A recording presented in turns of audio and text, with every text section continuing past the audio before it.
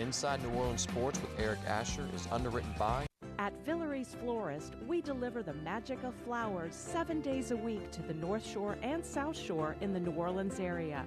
Whether it's for birthday parties, baby celebrations, Villeries provides colorful floral displays for all.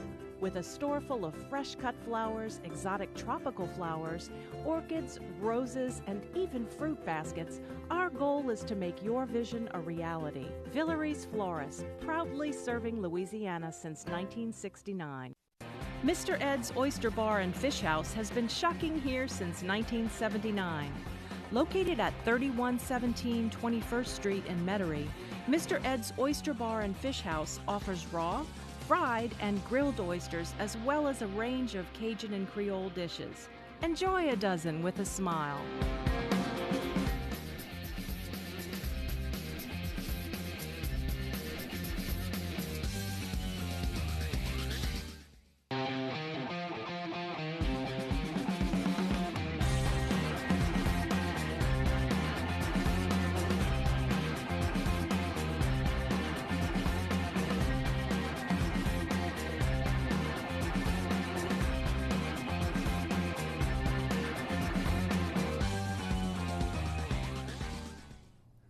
Good evening, New Orleans, and welcome to another edition of Inside New Orleans Sports. I'm your host, Eric Asher. Over the next hour, we cover all the home teams, the Saints, the Pelicans. We'll talk a little college baseball. We'll talk some college football. We'll talk about the Super Bowl coming to the city.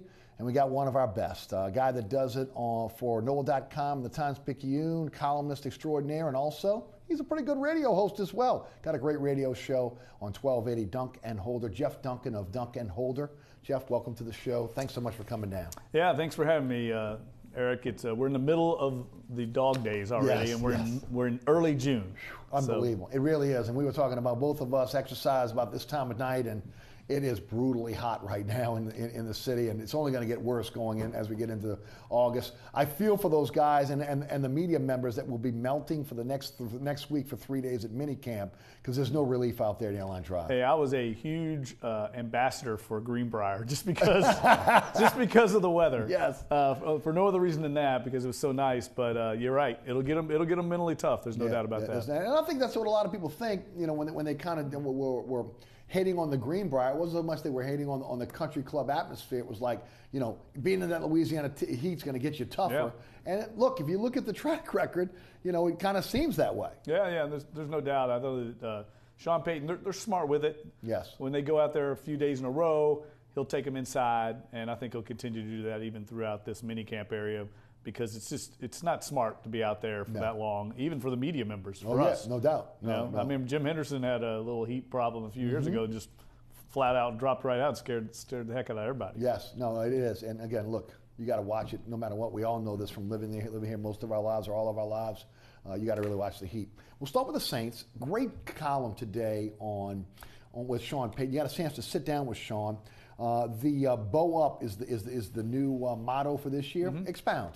Yeah, it was really interesting. I was talking to Sean in his office yesterday after the OTA practice, and my actual question to him was about the challenge this year. You know, if they were a college team, they would have almost all their starters back. You think about it. Really, Kenny Vaccaro is like the only starter that's gone from this team. So they're bringing back almost their entire team intact, their entire coaching staff intact, which is very rare in the NFL. And I asked him if there was a hidden challenge to that as a head coach, and that complacency could set in. Everybody's back. They just think they're just going to pick right up from where it left off in 2017. And he actually acknowledged that and said that's a big part of their offseason mission as a coaching staff, to get this team's mindset correct and mindset focused on the fact that they're no longer going to be sneaking up on anybody. They won the NFC South. They went 11-5. They came within a whisker of going to the NFC Championship game. They're going to be among the 100 this year, and they've got to actually be better than they were a year ago, or else they're going to regress. And so that's, I think, the theme with the bow up. They went on a team-building exercise down to Port Sulphur on a bow fishing trip, which I've never done. I've always wanted to do it. Looked like a lot of fun. The whole team went down, the coaching staff, the players. They divvied up teams. They had 22 airboats. And they basically had a contest so you could shoot the most fish with the bows. And this is just something they do every year to try and build some camaraderie. But the bow up, of course, plays right into the same theme. And I think it's a very smart thing. It's something they've done every year to some degree. And this year, it just feels like earlier on they're trying to establish that mindset. Right. You know, what I loved about the column also was you kind of went into the logistics of how difficult it was to get an entire team and an organization to be able to go down to the bayou and get involved in bow fishing. Oh, yeah. 125 fishing licenses had to be bought. You think about that. You need Social Security numbers, information. They had to find 22 guides all the way from as far away as Homa. I mean, that's kind of a niche sport, activity, bow fishing. And, it all went off without a hitch. And the funny part about the column was the fact that Sean Payton is being accused now of rigging the event for his team to win. And apparently all the players at the softball game last night said he does it every year. He somehow ends up with more fish than the other boats or whatever it is. The last minute, his team always wins. But I thought it was interesting. I didn't know this, Eric, but the winning team gets what they call a conditioning chip. I did not know this either. Yeah, this was interesting. What he means by that is every year at the training camp, they have a conditioning test that they put the players through. It's very grueling. There's 300-yard shuttles, a lot of stopping and starting out in the Louisiana heat. And this chip allows you to forego it. You get to bypass it, not do it, or you can sell it to a teammate, usually an offensive or defensive lineman that doesn't want to go into that heat. And so it becomes very valuable, and that's why the guys are competing for it. And you had mentioned a former Saint that bought one, right? Oh, gosh, yes.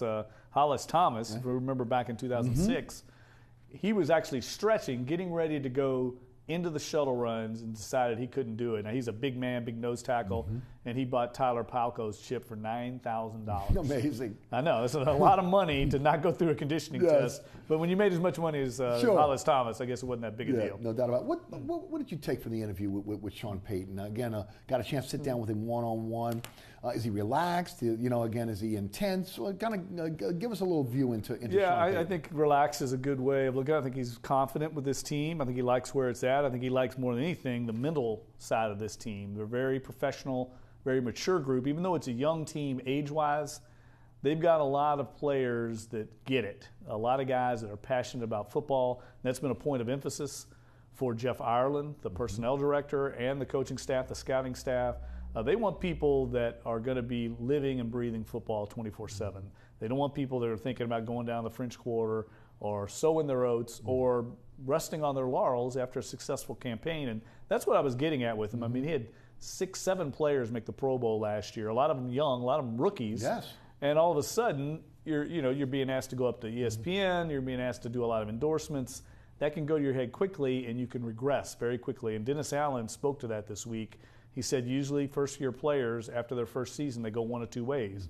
And sometimes they can regress. Yes. So it's not given that these players are immediately going to get better. Some of them could backtrack, but right now they feel like they've got the right mindset and the right mental focus that these players will actually continue to progress in their careers. But there's a lot on the line for this team because there's a lot of expectations this year. We know how New Orleans is. Yeah. New Orleans loves the Saints, and what happened last year I think surprised everybody. Now there's expectations to go with everything that goes into this team. You've covered this team for a long time. You've covered Payton since he's been here. Do you think he's learned from the mistakes of the past? I mean, again, you look at how, again, they've now rebuilt this team through the draft. You look at, again, how he dealt with this very, very young mix of young players and veterans last year. Talk a bit about Payton, and again, really kind of, when they had that downturn of 7-9, multiple seasons, a lot of people, again, rightly so, thinking that, Payton has lost his magic. All of a sudden now it's back. What do you when you look at Payton and when you look back at Payton, the success and then the failure, the short time, maybe just, I don't want to say failure, but a mediocre team, and then now a team that's on the cusp of maybe getting another championship? Well, I think he's evolved as a head coach like any head coach will. He had a lot of success very early in his career, and that team rode that 2006 draft class along with Drew Brees all the way through the Super Bowl run, and then a couple of years after the Super Bowl run. After 2011, this team started to regress, and that's what happens in this league. The business model of the NFL is built to pull the teams down from the top. I mean, you have a first-place schedule that you have to play against when you have success. You're drafting at the bottom of the round. You lose free agents. You lose coaches when you have success.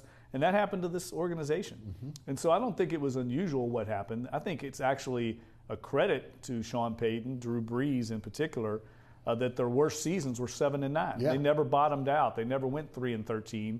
And it, it's probably a good thing in this market. Of course, everybody in New Orleans felt like they were going 3-13, right? That's what right? I'm saying. But it just shows you the passion Saints fans have. And Louisiana, in general, it's a very passionate populace. And it's what makes the state great. It's what makes New Orleans great. But if there ever is a 3-13 season, I think people are going to be lined up on the Crescent City Connection. Yeah. 7-9, I think, is what you can do. And I've talked to, I remember when I covered Jeff Fisher with the Tennessee Titans, he used to say, you want your down season to be 7-9. You're going to have it because of the way, the things I spoke about earlier, the way you draft, the free agency, you're going to have those dips, except unless you're the New England Patriots. And when you have it, you need to be 7-9 then you're still relevant. You're playing late in December. You're still in it to some degree in the wild card hunt. And that's what this team has been. And now they've hit on this last draft class. And I think to some degree he's finally solved the defensive problems. Yeah. He's got a defensive coordinator he likes, that's playing the system he likes. And he trusts. That he trusts, that fits the system.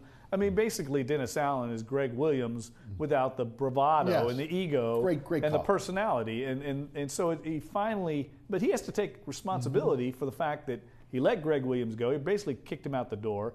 And then he hired Rob Ryan and went through the Steve Spagnuolo. That was all Sean Payton. Right. And he had to own that. I mean, it was a big part of why this team struggled. And he finally, I think, has it fixed on the defensive side. And you mentioned Jeff Ireland, how much of a part he's been in the rebuilding of this team as well. Yeah, that's a great point, Eric. I think that was the other piece they needed to fit. Other than the defensive coordinator, they had to get the scouting department solved.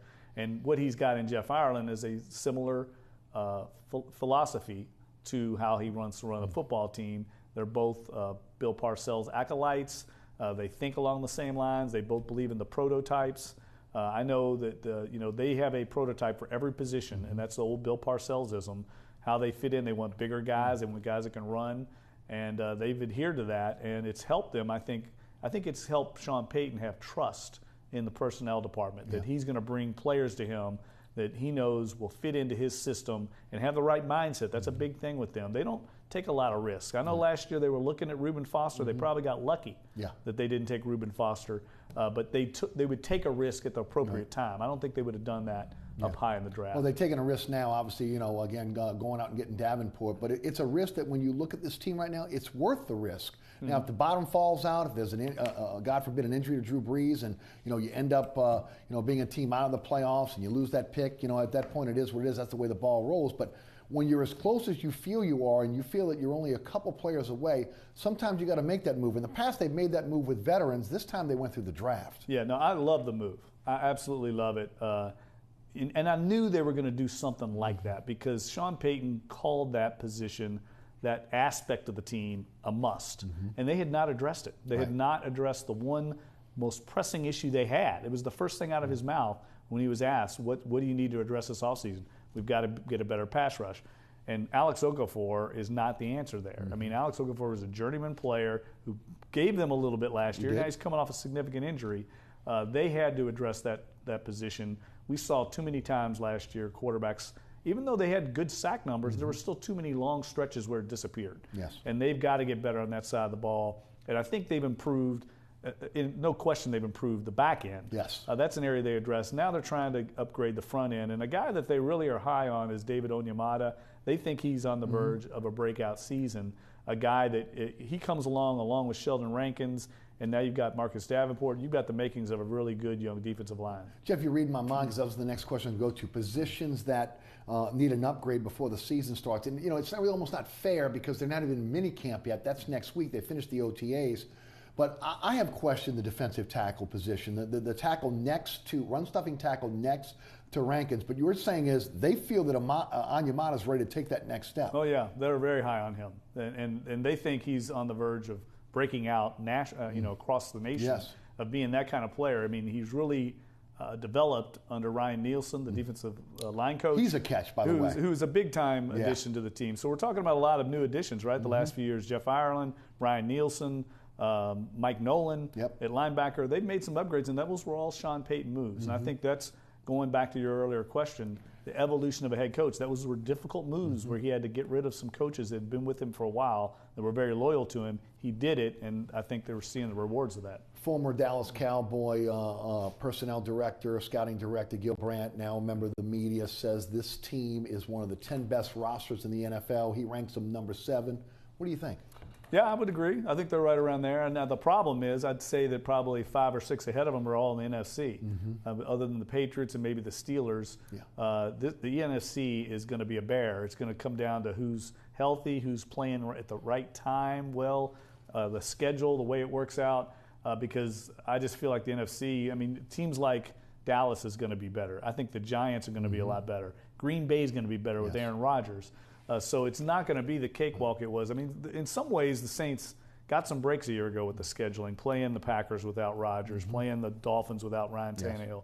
Those things broke in their way. Those things tend to even out. Yeah. And I think the schedule is going to be a lot harder this year. I think the team could go 10-6 again, 11-5, and be a much better team, but the record won't indicate it. And you got to believe the division is going to be better as well. Yeah, no doubt. I mean, we've been waiting on Tampa forever. Yeah, and I'm tired of waiting on them. Right. I don't believe in Jameis Winston. I don't think he's the answer. I haven't believed in him for a long time. I think they've got a lot of talent around him, but they seem to be swimming in circles down there. That team has not been to the playoffs, I think, since it's one of the longest droughts in the entire NFL. Them and the Browns, and I think it's going to be a 2-team race between Atlanta and New Orleans. And I keep discounting Carolina every year, and they always kind of rise up and prove me wrong. But I really think Atlanta and New Orleans. But I think New Orleans is a class of division. Normally you'd be really concerned, and maybe they will be before it's all said and done, about losing a back like Ingram for the first 4 games of the season. But they seem to be very patient and wanting to be able to fill that from within. Yeah, I think so. I think they really like Alvin Kamara, obviously. I think they think he can get the bulk of the carries, and then they can divvy it up. And I agree with them. I mean, you can find a back, I think, that can come in and spell. Now, the problem is if Alvin Kamara gets nicked up. Yes. I mean, that's the problem, and that's the problem in a lot of positions. I mean, if Mike Thomas goes down, I think this team's in trouble. True. If Marshawn Lattimore goes down, I think this team's in trouble. Yeah, Unger. I mean, they've got a lot of really questionable depth areas, but most teams in the league are like that because of the salary cap. You're not going to be able to have quality depth across the board. That's what the draft's about. And I know they're kind of high on Boston Scott, this young rookie from Louisiana Tech. They like what they've got in him. I think they want to see how he develops in the offseason. And the 2 young defensive backs that they drafted have flashed a little bit in this offseason. The guys that I don't think a lot of people are paying attention to. It's early, but they like what they see early on. Yeah. This week, actually within the last day or so, you tweeted out that Zach Strief is in line to possibly be the next play-by-play voice for the New Orleans Saints. Talk a little bit about that. Well, I think he's a very serious candidate. I don't think they've made a decision yet internally. They being WWL, Intercom Communications, who's making that hire. They make the final call, They make the call, and rightfully so. I mean, they're going to be paying that position. The New Orleans Saints will weigh in. I mean, obviously, I would say the way I would term it, Eric, is they could veto somebody. The New Orleans Saints could say, no, we don't want him to be our play-by-play announcer. But they're not going to pick who it is. They're going to let WWL pick it. And for the most part, I think they're working collaboratively on this decision. But Zach Strief, is a guy, I mean, you've interviewed him, I'm sure, a number of times. Very smart. If anybody could make this crazy jump, it would be somebody like him. I think in time he could be a very good play-by-play announcer. I think in time he could.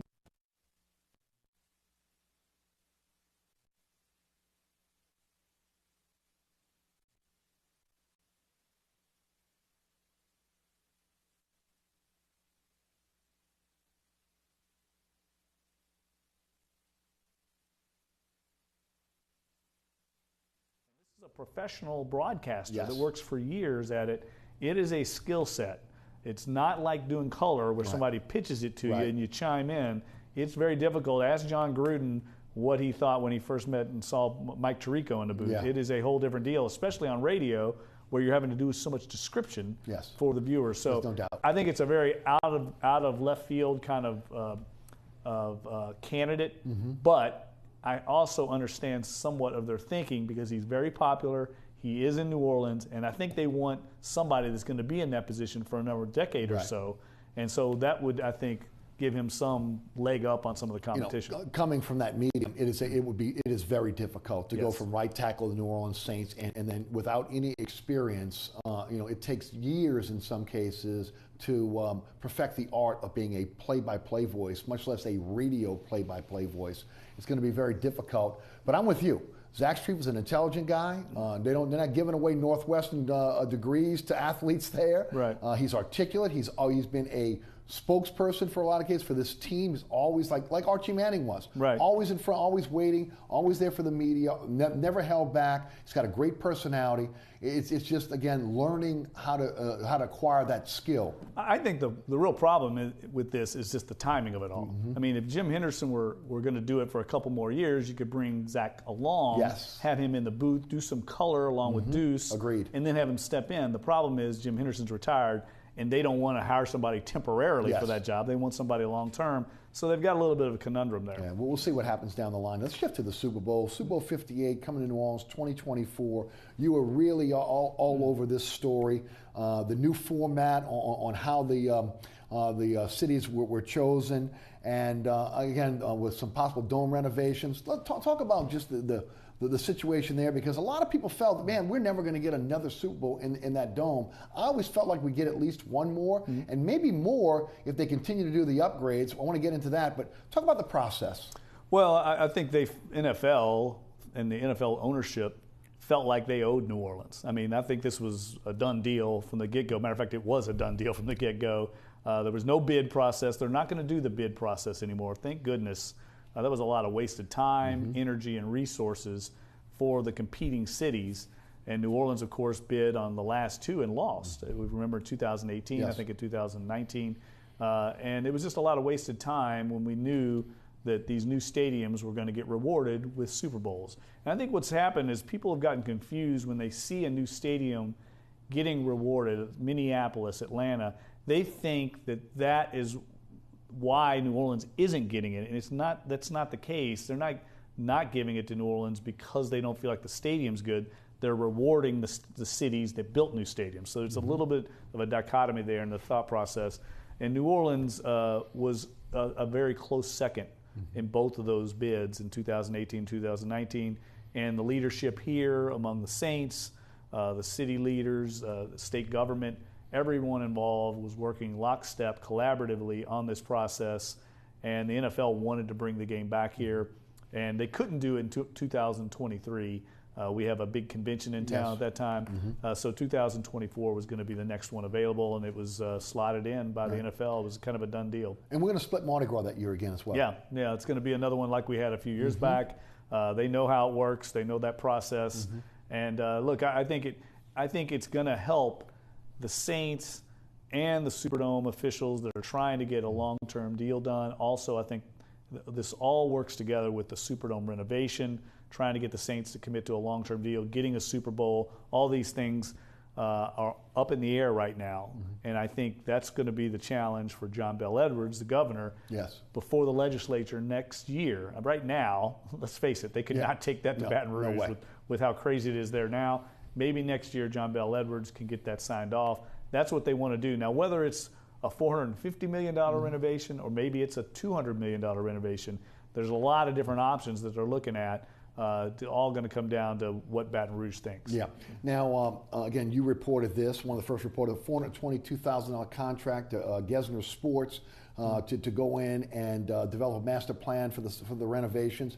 It was the Saints that really broached the subject about renovations. Dennis Lauscher kind of coming out and kind of throwing out the first salvo. And they look like, at least right now, that unlike the adversarial situation that we've seen in the past when it's come to renovations and extension of leases, they want to be part of the next set of renovations. Yes, and they need to. Right. I mean, frankly, they have not put up much money into the Superdome. Relatively speaking, it's a pittance of what the New Orleans Saints have put up. I would say it's less than $50 million total through the life of the Superdome. Even after Katrina, it was the NFL. Correct. The NFL stepped forward, and the NFL will be a part of this new funding that the Saints get. I think they're looking at a three-pronged way of funding this renovation. One's going to be from the Superdome itself, which has some money that it can deal with. They can refinance some bond debt. Basically, they can find money in the Dome. and also the New Orleans Saints and the NFL are going to step forward with maybe $150 million, which would be the most significant contribution they've ever made. Yes. And I think they could even go higher than that, considering what they've gained from the Superdome and that lease over the years. And then they're going to have to cobble together some money in Baton Rouge. Maybe they can identify some money in the capital outlay. The general fund is not going to be touched. And everyone involved knows that. They understand the state situation. Right. The state is bankrupt right now. They can't afford to go into the general fund on that. So they're going to have to find some money. Whether they do or not, I think is ultimately going to determine how big a renovation they get. Well, we know there's a pot of money at the Montreal Convention Center. Yes. Again, that everybody wants that money. Oh, no, but that comes from the hotel motel tax. Everybody wants that right. piece of that pie. And believe me, they want to do that in that hotel and that meeting room. Right. That next phase down by the old power plant. We get that. But yeah, everybody wants a piece, including again to refinance the repairs in the French Quarter. We've talked about all that. Mayor Landry wanted to tap into that a lot. And believe me, I think the next mayor, Mayor Cantrell will tap into it before, because again, it's sitting out there, and it was meant for the next phase of the convention center, and that's never going to happen. Right. So at the end of the day, let's put that to good use. I've talked about on the radio show using it for our infrastructure, but again, if some of that can be peeled off to be able to make the renovations to modernize the dome and keep that relevant, that helps the city tenfold.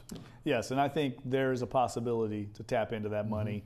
That's going to have to come from big on high. To get into that. No I doubt. think that would be the governor making that call and making a call, frankly, down here and trying to make that work. There is money there. You're right.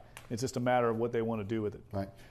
The dome renovations would come in the off season of 2020 through 2022. Is that the plan? Right. Yeah. So it would never interfere with the Saints or the Sugar Bowl or any of those main events during football season. They kind of do it in multi-phases the way they did the last renovation. And the idea would be to have it done for the Final Four when we have the men's Final Four here, and then maybe do a smaller renovation after that to get ready for the Super Bowl. They want to roll it out for the Super Bowl. Yes, because we have big events coming. As you've written about College Football Championship in 2020, taking this from your column, by the way. Right. NCAA Women's Final Four in 2020, Men's Final Four in 2022. Right. So it would probably all ramp up to that. And the renovations they're talking about doing, Eric, are a lot of cosmetic things, opening up the dome, bringing in some more ambient light, more natural light. Trying to create some new front doors to the dome. There's really not one main entrance there. They want to open it up kind of back on, I think it might be Girard, over near where the arena is. Open up and have like a large glass entry there all along Poydras Street, the main entrance. Having large glass, kind of atrium-like looking things. Create a better aesthetic. And then they're also talking about creating some in the corners of the terrace areas. Now, this could be controversial because you could be losing some terrace seats. Yes. And people may have to be moved around from their seats. Some people have been in those seats for a long time. But they're talking about opening that up to where you can be in the concourse. And you see that in other stadiums now. Yeah, you do. Where people walk and watch the game in a group setting as opposed to just sitting in their seats like the whole standing game. room. Yes, and you see that in Tampa, it's in Atlanta, you see it in the end zone in Dallas. Dallas, right. And Minnesota's new stadium. People watch games differently than they did 20, 30 years ago. People like to walk around and commune when they watch the game.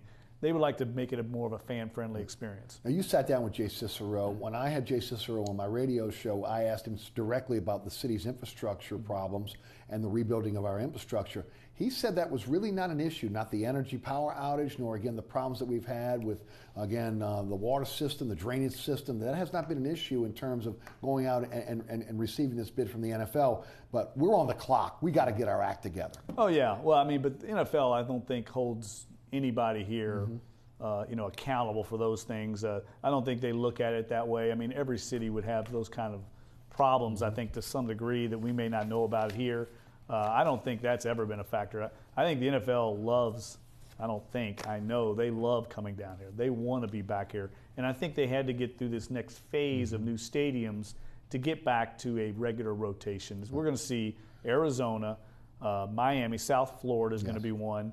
New Orleans will be one, and Los Angeles. Those are going to be the main ones, and then you're going to be a one-off here or there. Yes, Vegas might be in there, but for the most part, those are going to be the regular rotations, and then they'll reward new stadiums in different communities with the Super Bowl. But it's going to be a one-off. We're not going back to Minneapolis anytime soon. As it should be, though, right? Right. That rotation, right? Because that's worked for since the Super Bowl, first came on the landscape. I would throw in also somewhere in Texas, right. Between Dallas and Houston. Right. They'll probably get in there as well. Houston did a good job last time. I think surprised everybody how well they pulled it off. They'll probably be back in the mix. Jeff Duncan, columnist for NOLA.com and the Times-Picayune, also co-host of the radio show Dunk and Holder on Sports 1280. That is 10 to noon, right before yours truly, is with us tonight. We're going to take a quick break. We come back, we'll talk some Pelicans. We'll get into some LSU and college baseball. We'll also talk a little college football. I'm your host, Eric Asher. Don't go anywhere.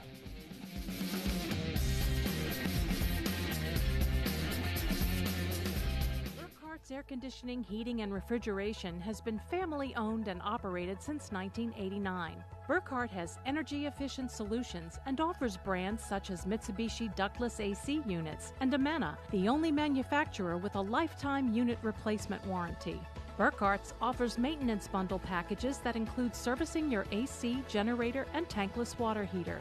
For more information on the services Burkhardt's provides, visit acpromise.com. Burkhardt's Air Conditioning, Heating, and Refrigeration, providing comfort for life. Located at 3701 Iberville Street in Mid-City is Katie's Restaurant and Bar. Open 7 days a week, Katie's offers daily specials for lunch, dinner, and Sunday brunch. Serving New Orleans cuisine such as fried shrimp platters, grilled redfish, and a fully stocked bar. And don't forget about our expanded event seating and local entertainment.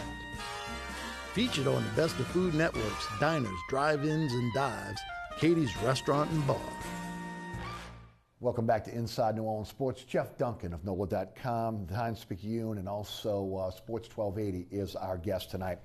Pelicans, again, kind of in a little bit of a crossroads here, if you could say that, because, I mean, you got free agency that'll be here on July the 1st. You got a situation where you have to figure out what you're going to do with Boogie Cousins, what you're going to do with Rajon Rondo, but some really good news in terms of stabilizing the organization. A lot of people wouldn't have said this, and look, I was right there with them. You know, when you're looking at his early record here in New Orleans, taking over from Monty Williams, who was really a coach that was loved here in the city. A lot of people felt that Monty got the short end of the stick. Alvin Gentry gets a 2-year extension today. Talk a bit about that. Well, I think he earned that extension in the last 30 games of the regular season. Once DeMarcus Cousins went down, I think everybody thought it was over, and this was headed for a departure between the general manager, maybe blowing up the entire front office. The fact that they were able to cobble together a lineup, they were able to, and when I say they, I'm talking about Dell Demps, was able to make a trade for Nico Mirotic. I think that saved the season. They got another front court asset that was able to spread the floor and help Anthony Davis. And you have to give credit to Alvin Gentry and his staff. I mean, they had to remake how this team played.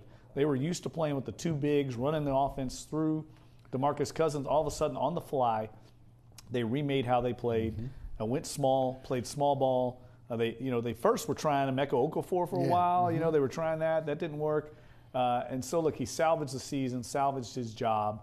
And I think he's earned the right to see this mission through. What's it going to be? It's going to be Anthony Davis, we know. He's the cornerstone. Can they bring back DeMarcus Cousins? I think they're going to make every effort to do it. I can't imagine, Eric, Dell Demps allowing DeMarcus Cousins to leave in free agency after he made this bold trade to get him. I just cannot see that happening. Anthony Davis wants him back. All the players want him back. I know that's not the way you make decisions as a general manager. You have to make the decision that's best for the team. But I think in the end, they're going to get him back on board. I think DeMarcus Cousins wants to come back. Now, at what price, I don't know. I think there's a lot of negotiating going on right now, a lot of ploys. I would agree with that. You know, DeMarcus Cousins is sending out all these videos. That's all just playing the game, trying to build up interest in him to help get a better deal. I want to get back to the coach in a minute, but I'm glad you went in that direction. What's realistic here? I mean, again, if you're the organization and you're staring at the luxury tax threshold and you'd like to add maybe another player that can get you over the top here, when you start talking about years that are, because all NBA contracts are guaranteed, talking about years and dollars, I mean, you don't know what type of player Boogie Cousins is going to be when he comes back. I mean, like I've said on this program, the radio show, you don't want a 7-foot jump shooter, okay? Right. You want a guy that can go down and bang. That's what you need next to Anthony Davis. And you'd rather, if anything, you'd rather see him down banging more than on the outside. I think we've learned one thing. You don't want to run the offense through him because then you got Rajon Rondo sitting on the side with his hands in his pockets, and that didn't work out. So, I mean, when you start looking at what you're going to do in terms of, from a salary standpoint, I mean, Denver's got to look out for the organization at the end of the day. I think there's a precedent here, and it's not involving the Pelicans. It involves the New Orleans Saints, and it's the contract they gave Drew Brees initially. Coming off of a devastating shoulder injury, Yes. they gave him a deal. If you remember, it was a market rate deal, but it had an out. Now, can they do that in the NBA? It's a totally different business model. It's not the same, guaranteed money, but they could shorten the terms, the years. Will DeMarcus Cousins buy into that? I think if he's loyal to the organization, he will. Right? But I don't know. I don't know. I'm not in his head. Especially after missing out on a max contract with Sacramento. Right. If he wants to win, like he says he does, and he likes this team, he will do a prove-it deal at a certain rate. Right. He's not going to come in here for $3 million. No, of course not. He's going to make a certain amount of money, but the terms may be 2 years. And that gives it out in the end for the Pelicans to where they're not hamstringing the entire organization for a long-term contract to Cousins. You see, Jeff, I don't have a problem with giving him, quote-unquote, max money for a couple of years on a prove-it-to-me deal, okay, with an option down the line to be able to sign him and then, give him, that max deal with the years behind it. But, again, I think that when you're looking at the future of the organization, you're so close to the luxury tax threshold that you got to look out for the organization, like Boogie's got to look out for his future as well. Right, yeah, it's both sides. Right. And they have to come to some kind of compromise. Because I don't personally think anyone else is going to value him more than the Pelicans do. I'll be surprised if there's an organization, maybe Dallas, because of where they're at, trying to build. Right. Maybe an organization like that's got some money, might throw more at him than he can make here. But then he's going to have to make that decision. Dallas is not going to win right away. He doesn't have the lineup there that he's got here. Right. And so that's the calculus he and his representation have to make. And they have to decide. All we've heard from Cousins since he's gotten here is how he's so happy to be out of a dysfunctional organization, how he just wants to win. Well, now we'll see if he's put his money where his mouth is. Do you think they'll let him go out and set the market for himself? Oh, yeah, I think they will. Yeah, I think they'll do it. So you don't think it's a July 1st signing that Boogie's going to sign right away? It could be. I mean, I don't know for sure, but I think they'll let the market dictate because I think there's enough question marks right now with him. I mean, these videos that he's putting out are all well-timed. Yes, they are, absolutely. I mean, we know what's going on here. Yeah, we all know what's going on here. They're trying to set and increase his market value, but the fact is the odds are against him to come back to be the player he was. It just doesn't happen very often. It has happened, but the odds are against him. What style do they play when he comes back? Everybody talks about the pace, and they say, well, they were really a high-paced team with Boogie Cousins, but they were a different team with Boogie Cousins. Are they going to be similar to what they were with Boogie, or are they going to be playing the style that really propelled them into the playoffs when Boogie Cousins wasn't there? Well, I think they go back to what they were before, but now they have the flexibility, the roster flexibility and the playing style flexibility to go small if they have to play with Cousins and with Davis once at a time, and they have the ability to be small ball and big. And I think that gives them a lot of matchup advantages in the West with these two bigs. Now, what's happening, though, in this upcoming NBA draft, there's a lot of bigs coming into the league, a lot of big, agile big men. Yes. And suddenly there's going to be some guys now, they're years away, but guys that play a lot like Anthony Davis that I think are going to give some of these Western Conference teams matchup defenders that can play him. So it's going to be interesting to see how this right now, this unique two Twin Towers, I don't think it's going to be quite so unique going forward. Anybody that watched this team, and you can talk about how again, the streak, the run they went on before the season ended, but there is no doubt if you watch basketball, if you know basketball, Boogie Cousins would have helped this team in the playoffs simply because it becomes more of a half-court game, and it would have been very difficult to be able to handle both Anthony Davis and Boogie Cousins on the court at the same time. Well, he definitely would have given them a better chance against Golden State, no doubt because that's their weakness. Now, how they would have guarded Golden State with two bigs, I mean, it's your strength and your weekness at the same time. Right. They're going to have trouble guarding you. And Green and Cousins on the same court together? Yeah, you're going to have trouble guarding them. They're going to have trouble guarding you. So I don't think anybody was going to beat Golden State. They would have challenged them a little more. But I like the thought process behind what they were doing. They were trying to do something different. Let's face it, no one's come up with a way to beat Golden State. And I don't think anybody's going to beat him anytime soon. Yeah, I want to go back to the contract of Alvin Gentry because Will Guillory wrote this today, coming from ESPN, that Gentry received a raise for the 2018-29 salary, a guaranteed deal for the 2019-2020 deal, but the 2020-2021 salary is based on performance, which I don't know if I've ever heard that before. The good thing that I think is happening here, Jeff, is the assistants are coming back. Chris Finch is coming back. Darren Erman's coming back. Fred Vincent's coming back. All their options were picked up. And I think they were the underrated part of the change on this team. Gentry gets a lot of credit for it, but you got to give those guys some credit as well. Yeah, and look, it falls in line with the way this organization's operated the last decade or so under Mickey Loomis, under the Bensons. They value stability, and it's worked for them. They've been patient with Sean Payton, you mentioned earlier, and the football side, and they were patient here when a lot of people wanted them to make changes. And look, you could have made a case that they could have made a change. I think they value, though, the fact that they have the franchise player in place. They know they've got Anthony Davis, and I think they didn't want to upset the apple cart too much with DeMarcus Cousins because he's been through so much of that. They'd be starting over, and I think they feel like the stability, the fact that Cousins and Davis both like playing for Gentry, that I think played a big part in this extension. Talk about Rajon Rondo. That mid-level exception's out there, $8.8 million. A lot of experts that watch this closely think that that's what they'll offer Rondo. Rondo made $13 million overall last year, $10 million paid by the Bulls, $3.3 million paid by the Pelicans. Do you think at, again, over 30, a guy that really seemed like he enjoyed playing in New Orleans, $8.8 million enough for Rajon Rondo? Well, I think it's enough. I don't know if he thinks it's enough. We'll see. I think he really likes the situation here. I think it's a perfect fit for him. He would not work in Oklahoma City with a veteran group like that. Here, all the young veterans on this roster defer to him. He's a coach on the floor. It really is a perfect fit. And I have to give Dell Demps a lot of credit for that because I didn't see this as being this good a fit. I thought he was at the tail end of his career. He's been a revelation in a lot of ways.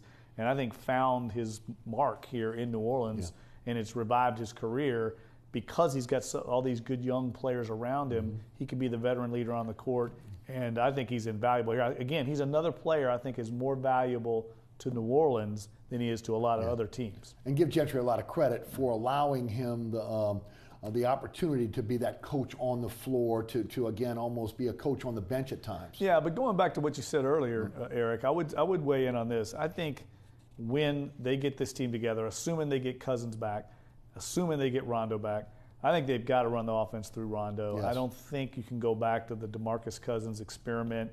I didn't like it. I'm old school. They've got to figure out a way to do it. They can do it. Those guys are talented. People have to sacrifice how they play, but Rondo is the best passer on this team. The offense runs better. Makes everybody better. Drew Holiday's a much better player with Rondo out there. Yes. Drew Holiday was kind of lost with Cousins running the offense. They've got to go back to that, I think.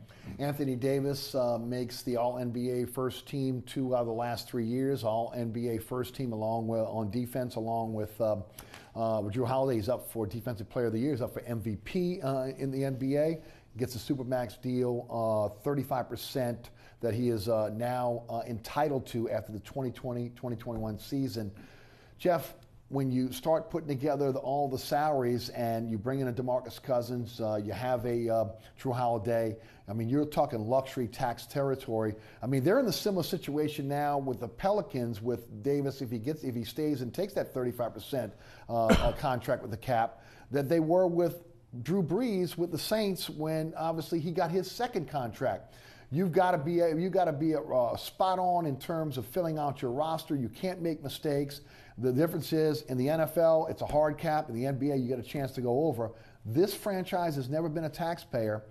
Do you think that under Gail Benson that they may be more open to be a taxpayer, especially the fact that one guy will be getting 35% of the cap? That's a great question. I don't know. I don't know the answer. Only Gail Benson knows that answer. I would suspect they're going to continue to run things the way they did under Tom Benson, which was to not pay that tax. The small market teams, I think, have a lot of problems trying to overpay on the luxury tax. The Pelicans do not have a huge amount of revenue, local revenue, which is what makes the difference in the NBA and the business model. So I think it'll be difficult for them to do that. I'm not saying they won't. There may be internally a motivation to say, look, we've got about a 2-year window or 3-year window here with this franchise player. let's go for it. But I would be surprised if they did it. Yeah. You know, the interesting thing is, and I agree with you, you can only sell the sponsorships for so much here in New Orleans. Right. You can only sell the tickets for so much in New Orleans. And the only real saving grace on going over the luxury tax threshold, you keep a guy like Anthony Davis here, but your franchise usually goes up in value because you're becoming one of the better teams in the NBA. If you're putting a super team together, you're going to gain some value. That would be the only saving grace, in my opinion. Yeah, and that's why this offseason, you alluded to it earlier, this is a huge offseason. If they're able to retain Rondo and Cousins, I think the playoff run that they had will be enough to generate some momentum as far as ticket sales. Maybe things take off. I think everyone was sitting on their hands last year in a wait-and-see mode all the way down to the end. I mean, let's not get carried away here, too. I mean, this team almost didn't make the playoffs. Agreed. I mean, they almost didn't make it. Agreed. Things would have been totally different, the perspective on this organization. And if they don't sweep Portland, people probably feel a little different about it as well. Sure, it was a perfect matchup for them, a team that they matched up with well. But if they don't win that game in Golden State late in the season, they may not make the playoffs. Yes. Well, with that said, Dell Demps is obviously safe at this point, right? Yeah, I don't think there's any doubt about it. I expect an announcement probably in the next week or so. Mirroring what Gentry has, Yes. a 2-year deal. All these deals are kind of mirroring what Anthony Davis has left on his contract. Right, which is smart. I think the whole thing kind of wraps up into that one entity, and I think Anthony Davis needs that. He's going to want to see that stability. I think he's happy here. I think he's going to want DeMarcus Cousins back. But I think he likes Dell Demps, and I think he likes Alvin Gentry. So I think those are good things for keeping Anthony Davis happy. For those that think they might be in the Paul George or LeBron James sweepstakes, not going to happen. No chance. No chance. I think the best thing they could do, get those two guys back, and then maybe they can pick off a veteran here or there. They're still kind of hamstrung. Oh, no, they are. I mean, again, still that Solomon hamstrung. Hill contract is tough. Alexis Jensen with $5 million. Hill with almost $13 million a year. It's very difficult. But that deal that he made to get Mirotic and then unload Omer Ashik, that's an incredible deal in the long run. It's the best deal he's made. No, that, and again, I'll say that, like you said, bringing in Rondo, look, I got to give him credit. And I've been one of his biggest detractors. Not early, because I thought he was a whiz kid. And again, he started making some really bad deals, overpaying, and it was an albatross around the neck of this team. And look, it is what it is. But you've got a window now, and that window is closing on Anthony Davis. We hear about the window by Drew Brees all the time. Well, the closing. Well, the window on Davis is closing here on whether he wants to be here long term. And he's stated now more than ever, he's articulated he wants to win a championship. He wants to be a contender, that it's not good enough getting to the playoffs and winning a series or two. He wants to go all the way. And a guy of his talent, once-in-a-generation player, it is expected that you build around someone to win a championship like that. Yeah, and look, Drew Holiday's progression last year, Absolutely. playing 81 games, emerging as a top defensive guard in the league. That's the best we've seen him play. So there's a lot of good things going on with the organization, a lot of reasons to be encouraged for the future, but they've got to get this offseason taken care of. Absolutely. Let's head to the phone lines, 866-3200. Jeff Duncan of New Orleans Times Picayune, NOLA.com, and Sports 1280 is our guest. Toby is in Gretna. Toby, welcome to Inside New Orleans Sports. Hey, Toby. Yeah, Eric, have the Saints and Nick Fairley ever come to an agreement on a settlement? And I'll hang up and thank you. No, I don't think they have. I think that's still in the NFL office. I think they eventually will get some kind of leniency on that. I don't know if it'll be all of it, all the money that they need against the cap, but I know that that's something that they've been pushing for. And, it's just an unfortunate situation all the way around. Yeah. I don't really blame the Saints that much. I know it's easy to blame them because of the medical history. Yes. But it is one of those things where he played for a number of years for other organizations with the same condition, and I just think the timing of it was very unfortunate. Yeah. No, the only question I had was about the physical. Did you sign him before the physical? I mean, was this that's the only real question. And then you mentioned the history of, again, so many misses in terms of injuries with the medical staff there. That also brings that into question as well. From what I understand, talking to some cardiologists, talking to medical people, it's something that might have not even turned up on a physical. So even the timing of the physical might not have solved it either. It's just a very unique situation.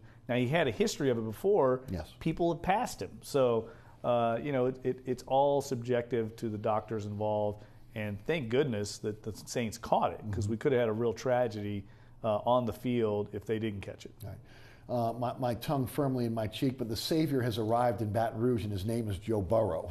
Yeah, right. That's what we hear, right? That's what we hear, right? You know, look, I think he came here. I know that Coach O is doing his due diligence to make it out like there's a competition. Joe Burrow is going to be the starter, barring some kind of injury or something like that. I think he's going to start. He wouldn't have come here if he didn't think he was going to start. He had other options. And so I think we'll see. You know, I don't know. I mean, he wasn't good enough to win the job at Ohio State. Sometimes these things work out. Sometimes they don't. Everybody thought Brandon Harris was going to go to North Carolina and start. And he was Brandon Harris that we saw in Baton Rouge. So we'll see. Look, he has great credentials. I think just on paper, he looks like the best quarterback they have. Obviously, they feel that way too, or they wouldn't have brought him in. So we'll find out how he merges with the staff, how he assimilates to this offense. But I'm still kind of in wait-and-see mode because he didn't light it up enough for me in Ohio State for me to believe that he's the true answer. I think everybody has to be, okay? I mean, I think there's just so many. I think defensively, you can look at this team and say, this could be a really good defensive team.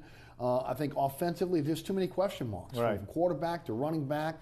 You think you're going to have a pretty good offensive line, but again, that's unknown. The wide receivers on paper look like they're going to be really good, but again, really unproven. You know, I mean, so there are a lot of question marks, especially on the offensive side of the ball, and you're putting in a new offense as well, new offensive coordinator. And you're playing arguably the most difficult schedule they played in the last decade or two. Right. You open up against Miami, a team that could be a top 10 team. You get Georgia this year. You got to go down to Florida because of the Joe Oliva snafu. You got Alabama, who I'll be honest with you, Eric, I don't think they're ever going to beat Alabama again as long as Nick Saban's the coach. I just don't think it's going to happen until they can fix the quarterback situation. They have the athletes on both sides of the ball to play with Alabama. Sometimes they don't have the depth at certain areas, but the athletes match up. They lacked at the quarterback position, and Georgia kind of showed what you have to do to beat. You have to have a great young quarterback, and you got to be able to match up athletically. We've seen it in the past. I mean, Johnny Manziel, a mobile quarterback, can beat Alabama. Deshaun Watson, that's what it takes there. Until they get that rectified, they're going to struggle, I think. And Auburn is looking at another elite season as well. They're on the schedule. So my expectations are very low for this season in LSU. Can Orgeron survive a season that is not up to what LSU fans believe LSU should do every season? Well, that's a good question. I think it depends on how much it bottoms out. I think if they go to a minor bowl, they go 7-5 at the worst, I think he'll survive. If this team goes 6-6 or misses a bowl, I think they would be willing to clear house. See, it's interesting because you got that 2019 class out of Louisiana. It's supposed to be one of the best we've seen in years. And do you really want to be in the middle of a coaching change after, again, you've laid the groundwork with this staff to go after those players? Now, again, if those players end up defecting anyway, well, it is what it is. But I mean, that's got to be part of the thought process here when you're thinking about maybe moving on from Orgeron if they don't have the season that, again, is up to LSU standards. Well, I think it's a double-edged sword there. Some players may actually welcome a change. If they don't feel like they can get to the next level, if they don't feel like this staff is going to take them or they're going to get the high-profile bowl game or challenge for a national title, they may want to change. I think the problem is who do you bring in? Who do you have if you do go to that change? That's something Joe Oliva, if he survives, because he's kind of tied to this decision. There's no doubt. I mean, he stuck his neck out for Ed Orgeron. I like Ed Orgeron. I think in some ways he was the right hire for this organization, but he's got to manage that staff. There's a lot that goes into being a CEO of a program like LSU. And I'm questioning right now this decision to go with Steve Ensminger. I think they should have brought in either a young whiz kid, somebody that could maybe have the offensive chops, that could attract some elite quarterbacks there. I haven't seen that right now. And until they can solve the quarterback issue, I know they just got a commitment just the other day from a young quarterback, whether that sticks or not down the road. That's a positive sign because right now, I'm not encouraged by their quarterback play at all. Meanwhile, Willie Fritz gets an extension at Tulane, and things are looking up at Tulane. Yeah, and I like that move. Troy Dannon, I think, was wise because I think if Tulane takes the next step this year, and we'll see if they do, really would have helped last year if they would have gotten in a bowl. I think would have helped the program's momentum. But if they do get back to a bowl, Willie Fritz is going to be an attractive candidate somewhere else, and he still will be.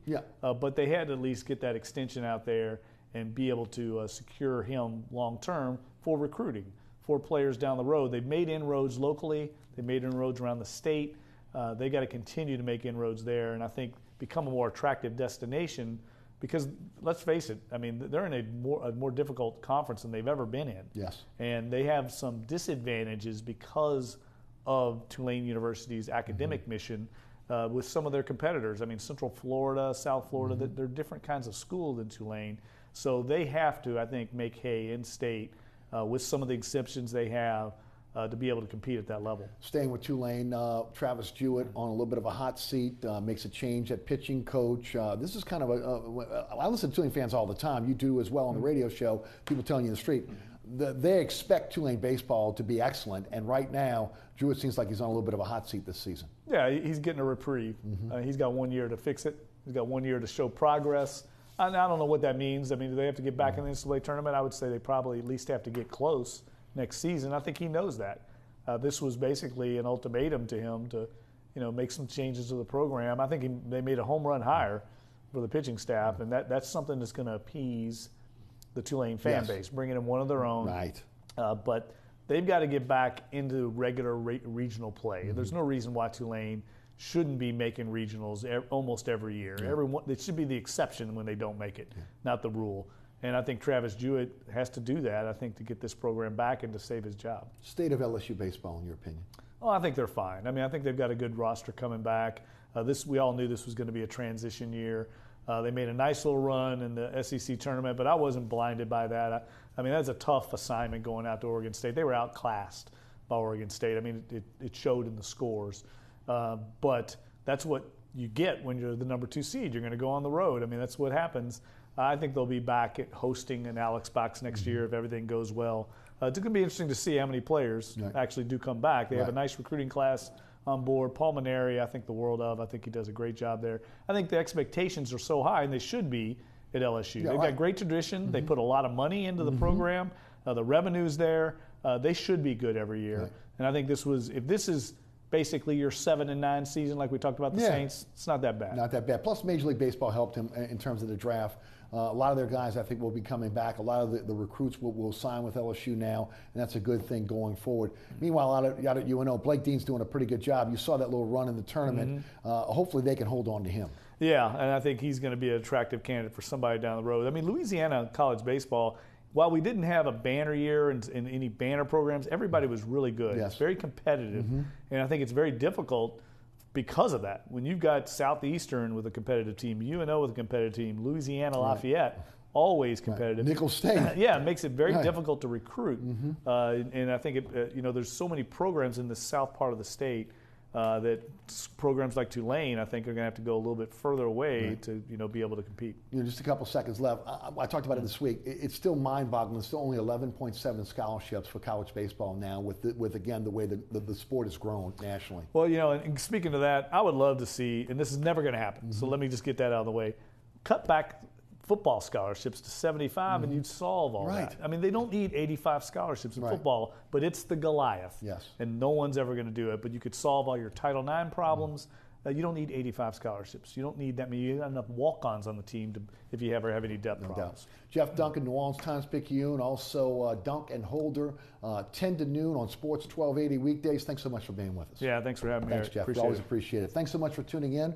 Remember, there's a rebroadcast this program each and every Friday night right here on WLAE at 10 p.m. Also statewide, Pelican Sports Television. That's 9 o'clock every Friday. I come on after this guy every weekday. He's on 10 to noon. I'm on noon to 2. Sports 1280, 101.1 FM HD2, the iHeartRadio app. Another way to catch the show. It's a free download for your smartphone or tablet. You can also listen live, download the podcast at ericasher.com. All the previous episodes of Inside New Orleans Sports can be seen at ericasher.com as well. Again, special thanks to Jeff Duncan. Thanks so much, Jeff. Great job. Also to the WLE production staff, Ron Yeager, Jim Dotson, also Naila Jones, and Alex Chacon, and my director, William Hill. I'm Eric Asher for Jeff Duncan. Thanks so much for watching. We'll see you next week for another edition of Inside New Orleans Sports.